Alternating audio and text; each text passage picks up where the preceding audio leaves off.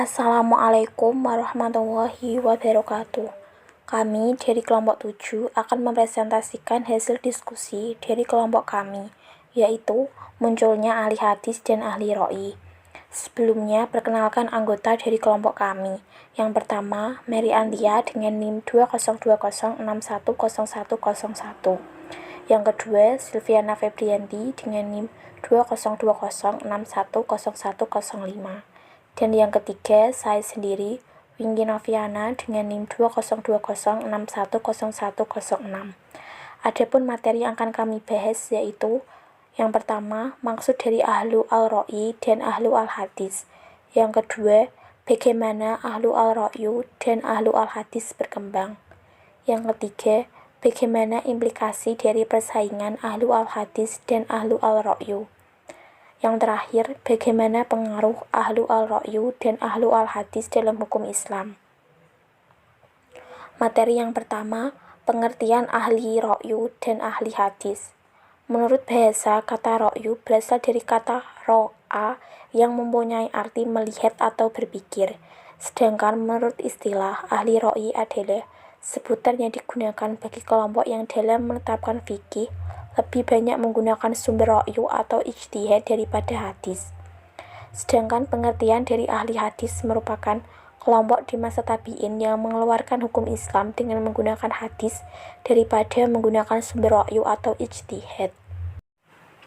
Materi selanjutnya yaitu proses lahir dan berkembangnya ahlu al-ro'yu dan ahlu al-hadis. Aliran ahlu al-ro'yu dan ahlu al-hadis tumbuh dan berkembang pesat seiring dengan perkembangan dunia Islam yang mengalami masa kemajuannya yang pertama, khususnya dalam bidang pengetahuan dan filsafat, tepatnya pada masa khalifahan dipegang oleh dinasti Abbasiyah. Di masa inilah mulai timbul usaha menerjemahkan dan mengembangkan beragam ilmu pengetahuan dan falsafah Yunani. Selanjutnya materi akan disampaikan oleh Silviana Febrianti. Saya Silviana Febrianti dengan NIM 202061010105 akan menyampaikan materi selanjutnya yaitu implikasi dari persaingan ahlul hadis dan ahlul ro'yu.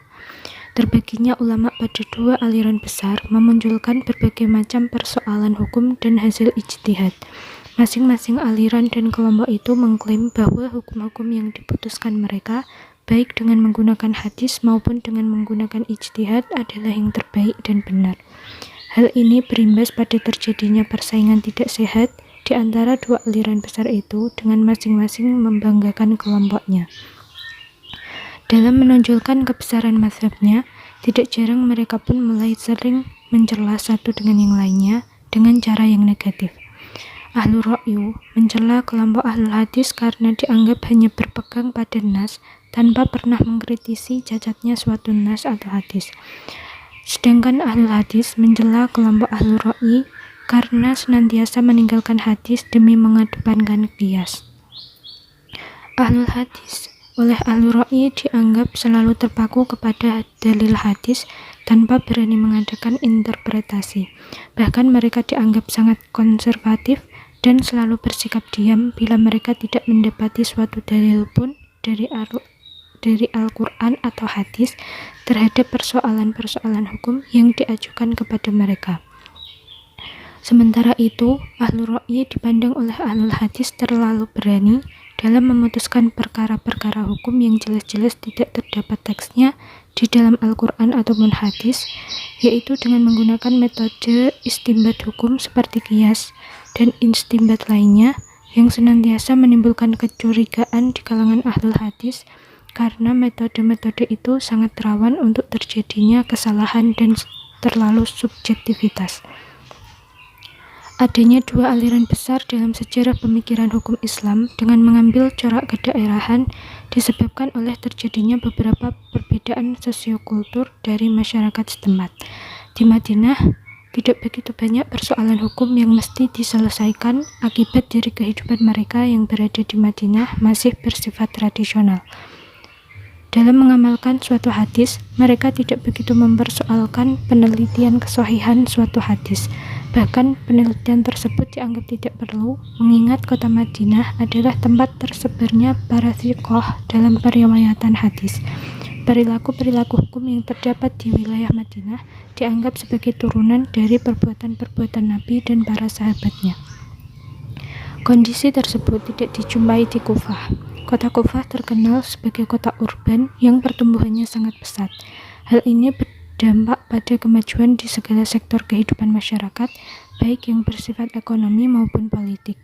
Kemajuan tersebut menimbulkan banyak persoalan hukum yang mesti dibuat aturannya sesegera mungkin. Hadis yang berkembang di tempat ini sangatlah terbatas dan belum dapat mengcover seluruh persoalan legalitas hukum. Ditambah lagi dengan maraknya produksi hadis palsu oleh kelompok yang tidak bertanggung jawab demi kepentingan mereka masing-masing yang berakibat pada keraguan-raguan dalam menggunakannya. Oleh karena itu, untuk keperluan yang mendesak, para ulama di daerah tersebut menggunakan ra'yu dalam penetapan suatu hukum jika mereka telah tidak menjumpai dalam Al-Quran atau hadis secara rinci mengaturnya. Dalam penggunaan hadis untuk keperluan pengambilan hukum, masyarakat hadis yang diriwayatkan minimal berstatus masyhur di kalangan fuqaha.